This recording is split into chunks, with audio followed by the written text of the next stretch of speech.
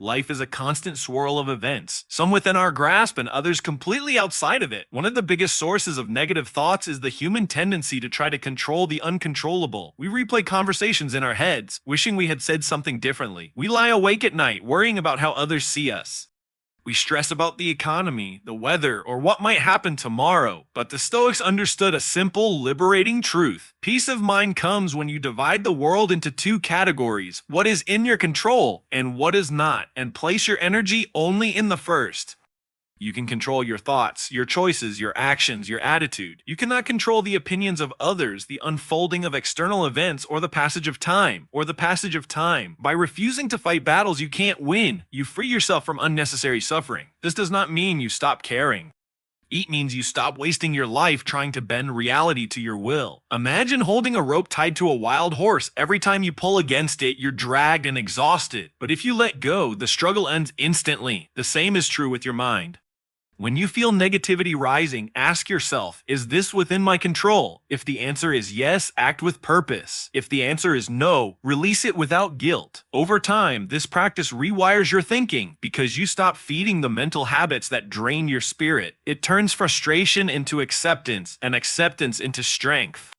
You start to see that your real power has never been in controlling the world. It has always been in controlling yourself. This is the foundation of a calm and resilient mind. And once you master it, negative thoughts lose their grip because they can no longer use what you can't control as a weapon against you.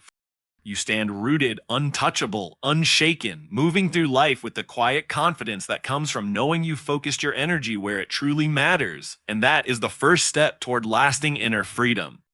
Most of the pain we feel doesn't come from the events themselves, but from the story we tell ourselves about those events. Two people can face the exact same situation, yet one falls into despair while the other remains calm and focused. The difference lies not in what happened, but in how they interpret it. The Stoics believe that the mind has the power to frame any event in a way that either destroys us or strengthens us. Reality is what it is, neither good nor bad on its own. It's our perception, our judgment, our label of good or bad that determines how we feel. When we treat our perception as the unquestionable truth, we allow negative thoughts to spiral out of control. But when we challenge our perceptions, we take back our power. The next time a negative thought arises, pause and ask, is this the only way to see it? Could there be another interpretation? Often you'll find that what you saw as a disaster could also be seen as a lesson, an opportunity, or even a gift in disguise. For example, losing a job may seem like pure misfortune at first glance, but it could be the push you needed to pursue something more meaningful. A harsh comment from someone might feel like a personal attack, but it might also be feedback, clumsy in delivery, but valuable in truth. By learning to separate the raw event from your emotional judgment, you create a space between stimulus and response, a space where reason can step in before emotion takes over. That's where freedom lives. You stop reacting automatically and start responding deliberately. The mind becomes a lens you can adjust, not a mirror that blindly reflects whatever is in front of it. And when you adjust that lens toward clarity, understanding, and possibility, you weaken the grip of negative thoughts.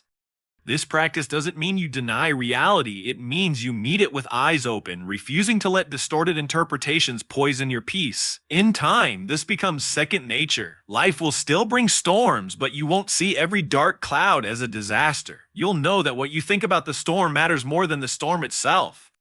And that shift in perception can turn even life's harshest blows into stepping stones toward your strength, wisdom, and inner calm.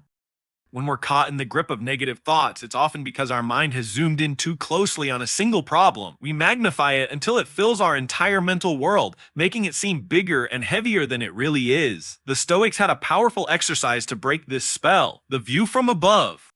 It's the practice of mentally stepping back from your immediate perspective and seeing your life, your problems, and even yourself from a much wider angle. Imagine floating above your city, looking down at the streets, the buildings, the people going about their day.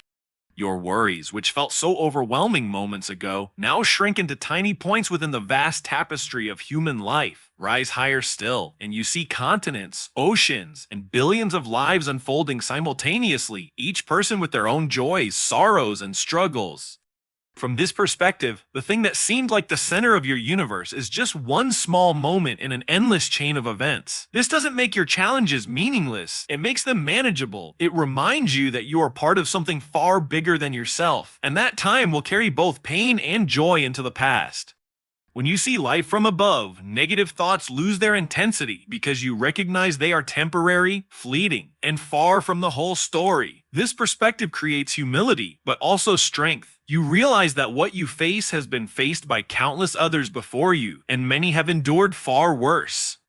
It frees you from the illusion that your current struggle is the totality of your existence. The view from above doesn't erase problems, but it transforms your relationship with them. You stop being crushed under their weight and instead see them as small stones along a much larger path. This shift gives you the space to respond with wisdom instead of panic. And the more you practice it, the more quickly you can rise above when negativity tries to trap you. You become the pilot of your own perspective, able to climb high enough to remember the truth. You are more than this moment, more than this problem, and far greater than the sum of your fears. Fear often grows in the shadows of uncertainty. When we don't know what will happen, our mind fills in the blanks with worst-case scenarios, and those imagined disasters can paralyze us. The Stoics had a counterintuitive but powerful tool to break fear's grip: negative visualization.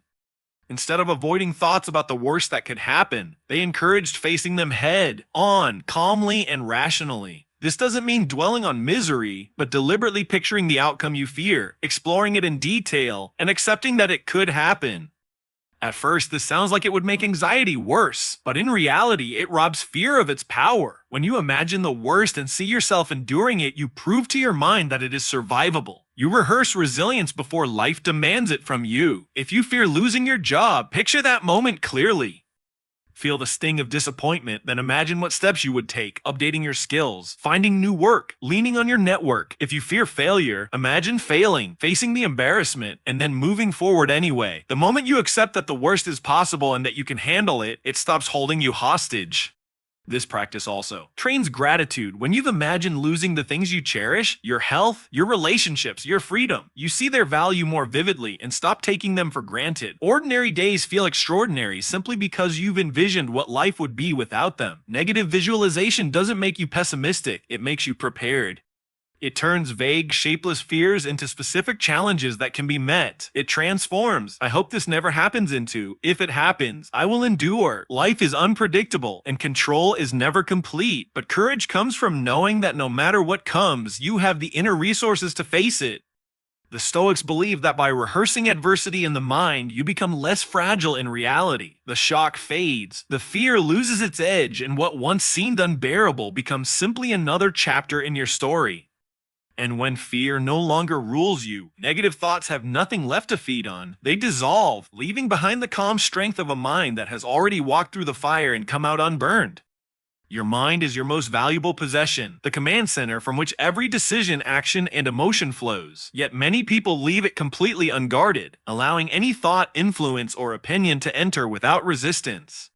The Stoics understood that if you let in harmful ideas, toxic beliefs, and constant negativity, your mind will reflect that poison back into your life. Guarding your mind like a fortress means becoming intentional about what you allow in and vigilant about what you keep out.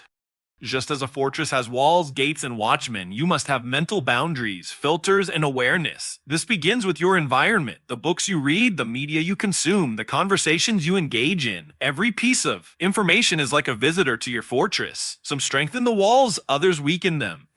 If you spend hours scrolling through sensational news, gossip, or online arguments, you're essentially inviting chaos into your mental stronghold. Instead, fill your mind with what sharpens your thinking, inspires your actions, and strengthens your spirit. Guarding your mind also means being aware of your inner dialogue. Not every thought you have deserves to be believed.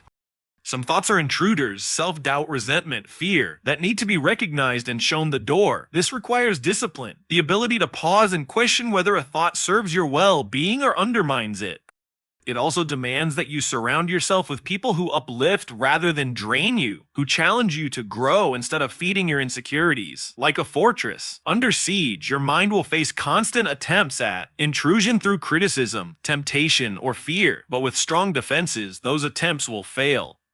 The goal is not to hide from the world, but to protect your mental space so you can engage with the world from a place of clarity and strength. When you guard your mind like a fortress, you take control of the narrative within, preventing negative thoughts from taking root and spreading.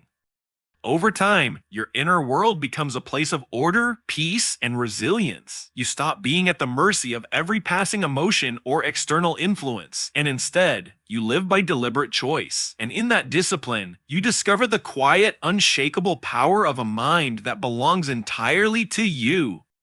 Every person encounters challenges, setbacks, and moments where the path forward seems blocked. It's tempting to see these moments as purely negative, as roadblocks that stop progress and steal joy. But the Stoics saw them differently. They believed that obstacles are not interruptions to the path, they are the path. Every difficulty carries within it an opportunity to grow stronger, wiser, and more capable. This shift in perspective changes everything. Instead of asking, "Why is this happening to me?" you start asking, "What can I learn from this?" That single question transforms frustration into fuel. When something goes wrong, it tests your patience, your creativity, your perseverance. The lesson might be resilience, teaching you to keep moving even when the outcome is uncertain. It might be humility, reminding you that you don't have all the answers. It might be empathy, allowing you to understand the struggles of others more deeply. The Stoics didn't just endure hardship, they used it as raw material for building character. Just as fire grows stronger when fed with fuel, your spirit grows stronger when fed with trials. Imagine a stone in a stream. The water doesn't stop flowing because the stone is in the way. It moves around it, smooths it, and eventually shapes it into something beautiful. The same is true for your life. An obstacle doesn't have to be the end of your progress. It can become the very thing that shapes your abilities and sharpens your vision. This doesn't mean you have to enjoy hardship or pretend it doesn't hurt. It means you refuse to let it be wasted. Every setback contains a seed of wisdom, but only if you look for it. When you adopt this mindset, negative thoughts lose their power because you stop seeing challenges as threats to your well-being. Instead, they become tools for your development. You begin to welcome the growth they bring, even if the process is uncomfortable. Over time, this attitude turns you into someone who is not easily shaken by life's unpredictability. You learn to trust yourself, knowing that whatever comes, you have the ability to transform it into something useful. And when you live this way, obstacles no longer stunt in your way, they guide you toward the very strength you've been seeking all along.